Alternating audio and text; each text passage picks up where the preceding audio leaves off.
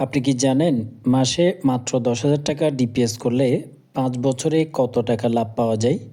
চলুন ২০২৫ সালের সেরা ৩টি ব্যাংকের ডিপিএস রেট নিয়ে এই ভিডিওতে আমরা আলোচনা করি। ৩টি ব্যাংকে বর্তমানে ডিপিএস করলে সবচেয়ে বেশি লাভ পাবেন। তো আমরা এই ভিডিওতে ৫ বছর মেয়াদি সেরা ৩টি ব্যাংকের ডিপিএস নিয়ে আলোচনা করব। যারা প্রতি মাসে ১০,০০০ টাকা করে করতে পারবেন তাদের জন্য এই ভিডিওটি খুবই গুরুত্বপূর্ণ, কারণ মেয়াদকাল শেষে আসলে আপনারা কত টাকা হাতে পাবেন ক্যালকুলেশন সহ আপনাদেরকে দেখাবো। প্রথমে আসি ডিপিএস আসলে কি। যারা প্রতি মাসে নির্দিষ্ট পরিমাণ একটি টাকা সঞ্চয় করতে চান, যেটার সংক্ষেপ নাম হচ্ছে ডিপিএস, ডিপোজিট পেনশন স্কিম। এটি একটি মাসিক সঞ্চয় পরিকল্পনা। আপনি চাইলে এটি ৫০০ টাকা দিয়েও শুরু করতে পারবেন। কিছু কিছু ব্যাংকে ৩০০ টাকা দিয়ে শুরু করা যায়। তবে এখানে আমরা ১০,০০০ টাকা ডিপিএসের রেটটা জানবো। বর্তমানে ডিপিএস করার জন্য সবচেয়ে জনপ্রিয় এবং সেরা তালিকায় ৩টি ব্যাংক রয়েছে। এই 3টি ব্যাংক হচ্ছে ডিপিএসের জন্য সেরা বলা হয়েছে। বাকি এফডিআর কিংবা অন্যান্য আর্থিক স্থিতিশীল হিসাব করলে অনেক ব্যাংকই চলে আসে। তো ডিপিএসের জন্য আপনারা বর্তমানে সোনালী ব্যাংক, জনতা ব্যাংক এবং পূবালী ব্যাংক, এই 3টি ব্যাংক বেছে নিতে পারেন। যেহেতু মিডিয়াম টাইপ ডিপিএস, সেহেতু আপনারা এই 3টা ব্যাংক সরকারি বৃদ্ধায় আপনারা এই 3টা ব্যাংকে নিশ্চিন্তে এবং নিরাপদে টাকা জমা রাখতে পারবেন। প্রথমে আসি সোনালী ব্যাংকে ১০,০০০ টাকা করে ডিপিএস করলে ৫ বছর মেয়াদকাল শেষে কত টাকা পাবেন সেটা দেখে নিই। ৫ বছর মেয়াদি ডিপিএস করতে চান সোনালী ব্যাংকে, তাহলে আপনারা ১,০০০ টাকা দিয়েও শুরু করতে পারবেন। ১ থেকে আপনারা ১০,০০০ টাকা পর্যন্ত ডিপিএস করতে পারবেন প্রতি মাসে। আপনি ১০,০০০ টাকা রাখলে ৫ বছর সম্পূর্ণ মেয়াদকাল শেষে ৭,১৮,০৬১ টাকা আপনাকে প্রদান করা হবে। এটা হচ্ছে সম্পূর্ণ ৫ বছর মেয়াদকাল শেষে আপনার মূল টাকা এবং সাথে প্রফিট সহ এই টাকাটাই আপনাকে প্রদান করা হবে।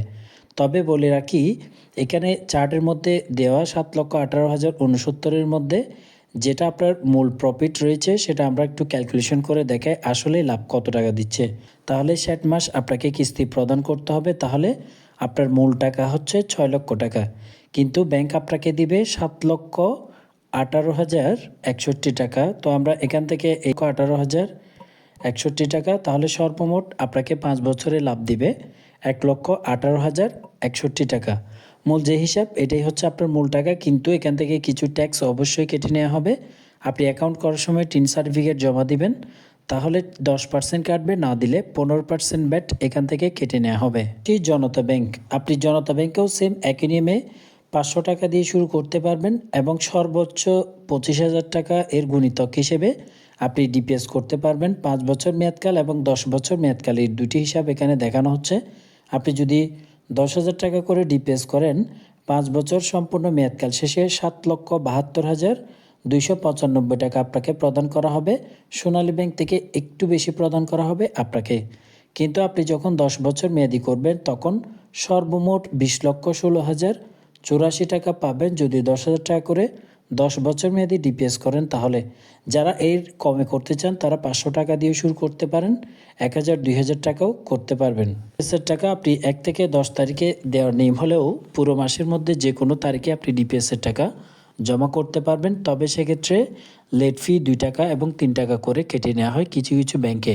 আসি পূবালী ব্যাংকের ডিপিএস। পূবালী ব্যাংকে আপনারা ডিপোজিট পেনশন স্কিম অর্থাৎ ডিপিএস করতে পারবেন ৩ বছর, ৫ বছর, ৭ বছর, ১০ বছর মেয়াদি করা যায়।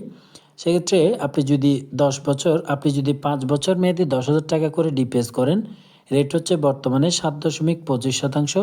তা আপনি যদি ডিপিএস করেন ৭,১৮,০০০ টাকা মতো আপনাকে ৭,১৮,০০০ সামথিং আপনাকে প্রদান করা হবে।